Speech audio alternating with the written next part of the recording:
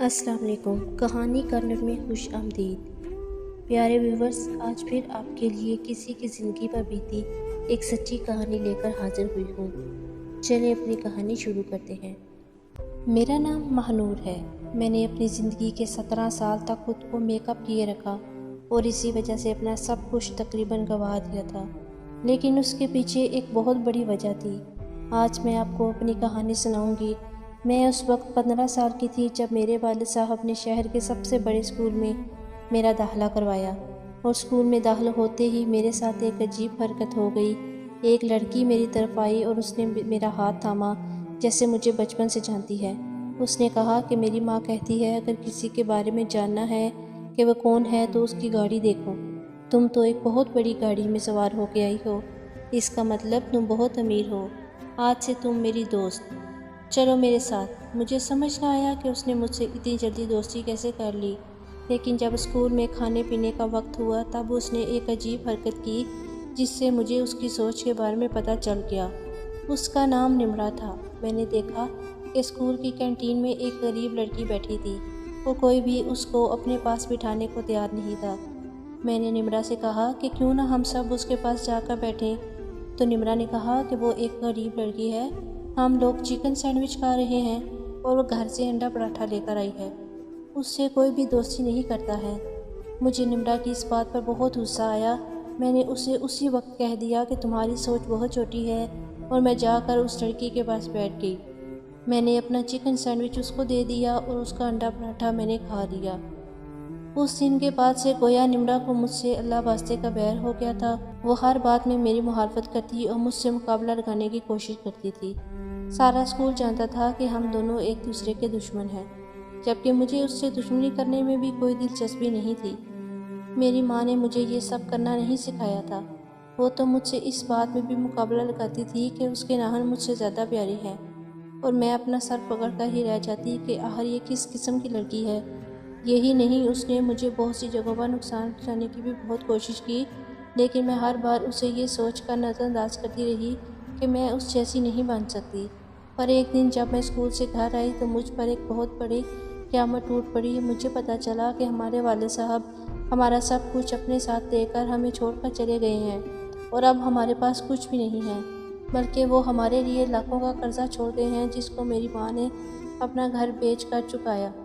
اب ہمارے پاس نہ تو گھر تھا اور نہ ہی گاڑی، لیکن میری ماں نے مجھ سے وعدہ کیا کہ وہ مجھے اس مہنگے اسکول سے نہیں نکالیں گی، کیونکہ یہاں پر میری دوستیں تھیں جن کے ساتھ میں رہنا چاہتی تھی۔ پر جانے یہ بات نمرا کو کیسے پتہ چل گئی، اور اس نے ایک دن یہ بات سارے اسکول کے سامنے کر ڈالی۔ اب سب مجھے بھی بری نظروں سے دیکھتے اور مجھے حقیر سمجھتے، کیونکہ یہ امیروں کا اسکول تھا، یہاں غریب بچے کی کوئی اوقات نہیں تھی۔ لیکن مجھے اس بات سے کوئی فرق نہیں پڑتا تھا، کیونکہ زندگی میں مصیبت کسی پر بھی آ سکتی ہے۔ اگر آج مجھ پر آ گئی تھی تو کل یہی مصیبت نمرا کے حصے میں بھی آ سکتی تھی۔ میں زندگی اور قسمت سے شکایتیں کرنے والی انسان نہیں تھی، لیکن زندگی اور قسمت نے پھر کچھ ایسا کیا کہ میں بھی حیران ہو گئی، اور وہ یہ تھا کہ میری ماں نے نمرا کے باپ سے شادی کر لی۔ نمرا کی ماں بھی ان کو چھوڑ کر جا چکی تھی۔ اس طرح نمرا میری سوتیلی بہن بن گئی۔ سب سے پہلے مجھے یہ بات پتہ چلی، لیکن میں نے نمرا کو نہیں بتایا اور شادی تک انتظار کیا۔ اور شادی والے دن جب نمرا نے مجھے دیکھا تو گویا اس کے طوطے اڑ گئے۔ وہ سب مہمانوں کے سامنے اپنے باپ سے کہنے لگی کہ اس کی ماں کو طلاق دے دو، یہ میری سوتیلی بہن نہیں بن سکتی، یہ تو ایک غریب لڑکی ہے، یہ تو ایسی ہے، یہ تو ویسی ہے۔ اور کیونکہ اس نے یہ بات سب کے سامنے کہہ دی تھی، اس لیے اس کے باپ نے اسے سب کے سامنے ہی بہت ڈانٹا، اور یہ دیکھ کر مجھے بہت خوشی ہوئی۔ میرا نمرا کے ساتھ کچھ بھی برا کرنے کا ارادہ نہیں تھا۔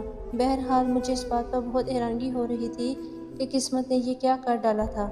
جس لڑکی سے وہ سخت نفرت کرتی تھی وہی اس کی فیملی کا حصہ بن گئی تھی۔ پر پھر میری زندگی میں ایک اور طوفان آ گیا، اور اب یہ طوفان بہت بڑا تھا، جس کے اثرات میں نے ساری زندگی برداشت کرنے تھے۔ اور وہ یہ تھے کہ ایک دن جب میں اسکول سے گھر واپس آئی تو مجھے میرے چہرے پر کچھ عجیب سے نشانات ظاہر نظر آئے۔ وہ نشان بالکل سفید تھے جیسے کوئی دبے سے ہوں، اور پھر میں نے نوٹ کیا کہ وہ صرف میرے چہرے پر ہی نہیں بلکہ میرے پورے جسم پر تھے۔ میری ماں مجھے فوراً اسپتال لے گئی اور ڈاکٹر نے ہمیں ایک بری خبر سنائی۔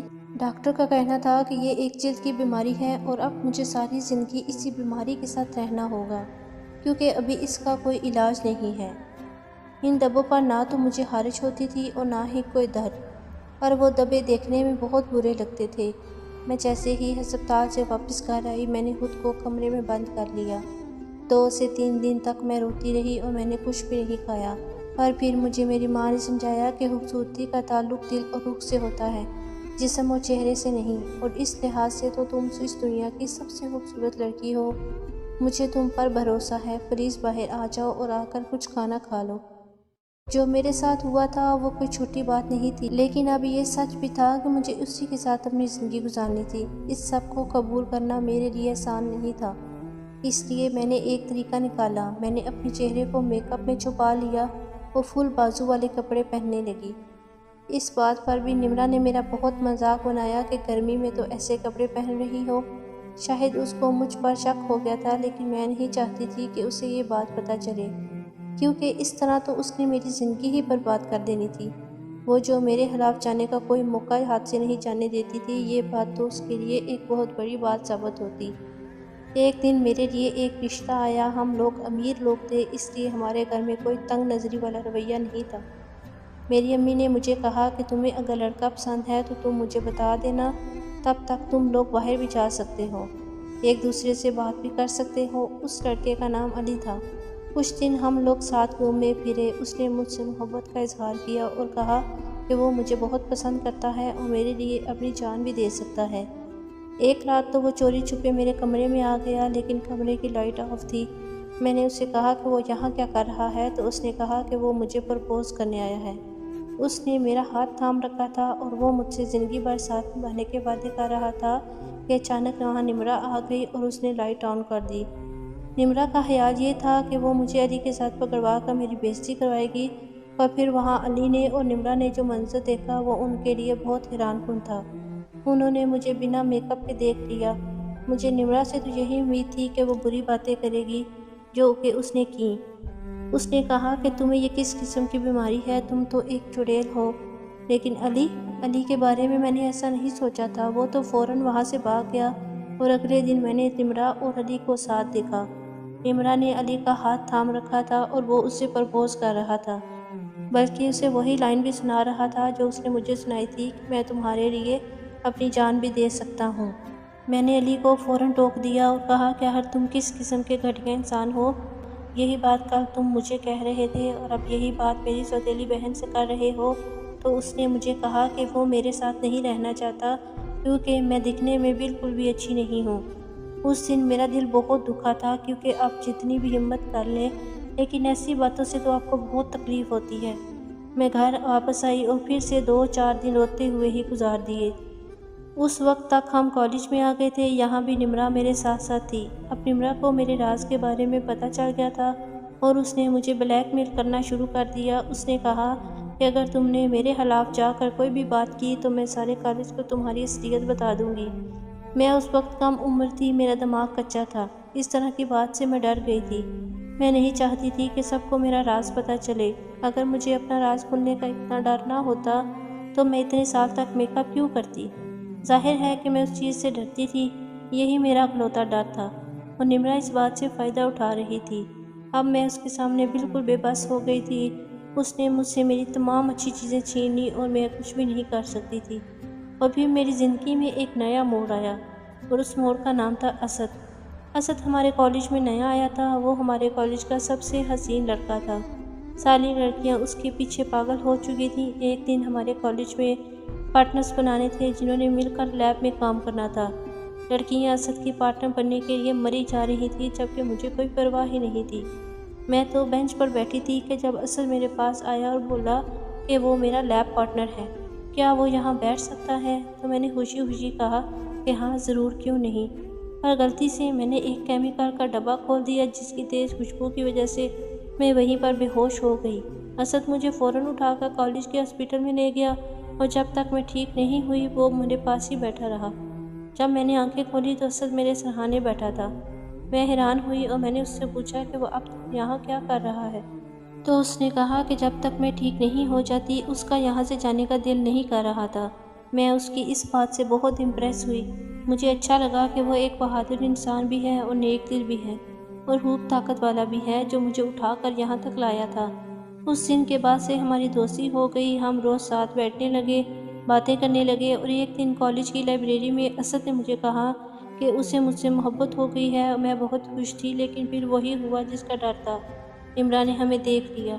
نمرا نے ایک دن مجھے کہا کہ میں اس سے دور رہوں، جبکہ میں نے اسے کہا کہ تمہارا اسد سے کیا واسطہ ہے، جبکہ تم علی کو بھی مجھ سے چھین چکی ہو۔ تو اس نے کہا کہ اگر تم نے میری بات نہ مانی تو میں اسد کو تمہاری حقیقت بتا دوں گی، اور پھر وہ بھی علی کی طرح تمہیں چھوڑ کر چلا جائے گا، پھر تم رہنا اپنی زندگی میں اکیلے۔ میں بہت پریشان ہو گئی تھی، کیونکہ یہی تو میرا ڈر تھا، اور میں بہت ڈرتی تھی۔ مجھے سمجھ نہیں آ رہا تھا کہ میں کیا کروں۔ اسد نے مجھ سے فلم دیکھنے جانے کے لیے پوچھا، اور میں نے اسے انکار کر دیا۔ نمرا میرے کمرے میں دندناتی ہوئی آئی اور بہت خوش ہوئی۔ میں نے اسے کہا کہ جو وہ چاہتی تھی اسے مل گیا ہے، اب تو میرا پیچھا چھوڑ دے۔ اور نمرا نے مجھے ایک اور بات کہہ دی۔ اس کا کہنا تھا کہ میں اسد کو ہمیشہ کے لیے بائے بائے بول دوں، اور اسے کہوں کہ میں اس سے کوئی رشتہ نہیں رکھنا چاہتی۔ میں ایسا بالکل بھی نہیں کرنا چاہتی تھی۔ مجھے اسد سے محبت ہو گئی تھی، لیکن اگر وہ اسد کو میری حقیقت کے بارے میں بتا دیتی تو وہ بھی مجھے چھوڑ کر چلا جاتا۔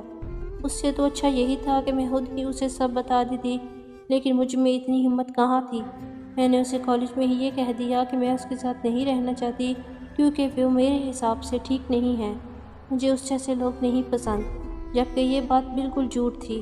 اسد نے مجھے کئی دفعہ کالز کی، میسیجز کیے، بار بار میرے سے پوچھا کہ مجھے اچانک کیا ہو گیا ہے، لیکن میں نے کوئی جواب نہیں دیا۔ یہ سب میرے لیے بہت مشکل اور دکھ دینے والا تھا۔ میں دن رات روتی تھی، کیونکہ میں ایسا اس سے محبت کر بیٹھی تھی، اور میری امی نے کہا تھا کہ اس کی فیملی بہت اچھی ہے، اگر مجھے پسند ہے اسد تو وہ میرا رشتہ بھی وہاں کروا سکتی ہیں۔ میں نے تو بہت سارے خواب سجا لیے تھے، لیکن نمرا ہر بار کی طرح ان خوابوں کے بیچ میں آ چکی تھی، اور مجھے دکھ دیے بغیر نمرا کا کھانا ہضم نہیں ہوتا تھا۔ کچھ دن بعد میں نے نمرا کو اسد کے آس پاس منڈراتے ہوئے دیکھا۔ وہ ہر بار اس کے ساتھ ہوتی اور اس کے ساتھ ہی کلاس میں بیٹھتی تھی۔ اب وہ بھی میری طرف نہیں دیکھ رہا تھا۔ میرا دل ٹوٹ کر کچی کچی ہو گیا تھا۔ میرے ساتھ پھر سے وہی ہونے والا تھا جو ایک بار پہلے ہو چکا تھا، لیکن میں کچھ نہیں کر سکتی تھی، کیونکہ میں اپنے ڈر سے ڈر رہی تھی، اور ڈر سے ڈرنے والے کبھی کچھ کر نہیں پاتے۔ ایک دن ایسا ہوا کہ میں حیران و پریشان رہ گئی۔ میں کالج کی لابی سے جا رہی تھی کہ کسی نے مجھے ایک اندھیرے کمرے میں کھینچ لیا۔ میں بہت زیادہ ڈر گئی، کیونکہ مجھے کچھ نظر نہیں آ رہا تھا۔ میں نے اپنی آنکھیں بند کر لیں۔ وہ کون تھا؟ پھر میرے کانوں نے اسد کی آواز سنی۔ اس نے کہا کہ ڈرو نہیں، یہ میں ہوں، اور میں نے آہستہ سے اپنی آنکھیں کھولی تو وہ اسد ہی تھا۔ اس کا کہنا تھا کہ وہ میرے بارے میں سب کچھ جانتا ہے۔ میں حیران و پریشان رہ گئی کہ اسے یہ سب کس نے بتایا۔ تو اس نے مجھے کہا کہ جب تم مجھ سے سارے تعلق ختم کیے تو اگلے ہی دن مجھے تمہاری بہن کے نمبر سے کال آئی، اور اس نے کہا کہ وہ مجھ سے ملنا چاہتی ہے۔ مجھے لگا کہ شاید وہ تمہارے بارے میں کچھ مجھے بتانا چاہتی ہے، لیکن وہ تو اپنے ہی کسی پلان میں تھی۔ اس نے مجھ پر ڈورے ڈالنے کی کوشش کی، یہاں تک کہ یہ سمجھو کہ اس نے حد سے زیادہ کوشش کی، لیکن میں نے اسے صاف صاف کہہ دیا کہ میں تم سے نہیں، مہنور سے پیار کرتا ہوں۔ اس بات پر اسے اتنا غصہ آیا کہ اس نے مجھے تمہارے بارے میں سب کچھ بتا دیا، اور اب میں تمہارے بارے میں سب کچھ جانتا ہوں، لیکن میں پھر بھی تم ہی سے محبت کرتا ہوں اور تم ہی سے شادی کرنا چاہتا ہوں۔ یہ سن کر میری آنکھوں میں خوشی کے آنسو آ گئے تھے۔ مجھے یقین نہیں ہو رہا تھا کہ یہ سب میرے ساتھ ہو رہا ہے۔ اگلے دن ہم لوگ ساتھ تھے، اور سارے کالج کو پتہ چل گیا کہ اب ہم نے ایک دوسرے سے رشتہ کمٹ کر لیا ہے، اور جلد ہی ہم شادی کرنے والے ہیں۔ یہ بات جب نمرا کو پتہ چلی تو وہ بہت زیادہ غصے میں آ گئی۔ اسد نے کہا کہ شادی تک یہ بات کسی کو بھی پتہ نہیں چلنی چاہیے کہ مجھے ایک جلد کی بیماری ہے، نہ اس کی فیملی کو اور نہ ہی اس کے دوستوں کو، کیونکہ یہ ضروری تھا، کیونکہ اس پر بھی معاشرے کا دباؤ تھا۔ وہ مجھ سے محبت کرتا تھا، لیکن اس کے گھر والے مجھ سے محبت نہیں کرتے تھے، اس لیے وہ مجھے اس کا ساتھ دینا تھا۔ میں نے تو ویسے بھی ساری زندگی اپنا یہ راز چھپایا تھا، میں کچھ سال اور چھپا سکتی تھی۔ اسد نے مجھے کہا تھا کہ ایک دفعہ ہماری شادی ہو جائے تو میں تمہیں اس ملک سے دور لے جاؤں گا، وہاں پر ہمیں کوئی نہیں جانتا ہوگا، اور پھر تمہیں کسی سے چھپ کر رہنے کی بھی ضرورت نہیں ہوگی، ہم اپنی زندگی اچھے طریقے سے گزار سکیں گے۔ اس بات سے مجھے بہت تسلی ملی تھی۔ میں سمجھ رہی تھی کہ اب یہ پلان ختم ہو جائے گا، مجھے ساری زندگی یہ ناٹک نہیں کرنا پڑے گا۔ شادی کی تیاریاں ہونے لگیں، دونوں گھروں میں بہت چہل پہل تھی، مہمان آتے تھے، لیکن میں یہ کام 17 سال سے کر رہی تھی، کسی کو کانوں کان خبر نہ ہوئی کہ مجھے ایک جلد کی بیماری ہے، یہاں تک کہ شادی کا دن آ گیا۔ میں بہت اچھے سے تیار ہوئی اور بہت پیاری بھی لگ رہی تھی۔ ہماری شادی ہونے میں کچھ ہی دیر باقی تھی، بس ہم نکاح نامے پر دستخط کرنے والے تھے کہ نمرا نے ایک نہایت ہی عجیب حرکت کی کہ اس کی خاموشی طوفان کے پہلے کی تھی خاموشی تھی، اور میں سوچ بھی نہیں سکتی تھی کہ وہ میرے ساتھ ایسا کرے گی۔ اس نے کیا کیا کہ ایک بالٹی پانی کی بھر کر میرے منہ پر ڈال دی۔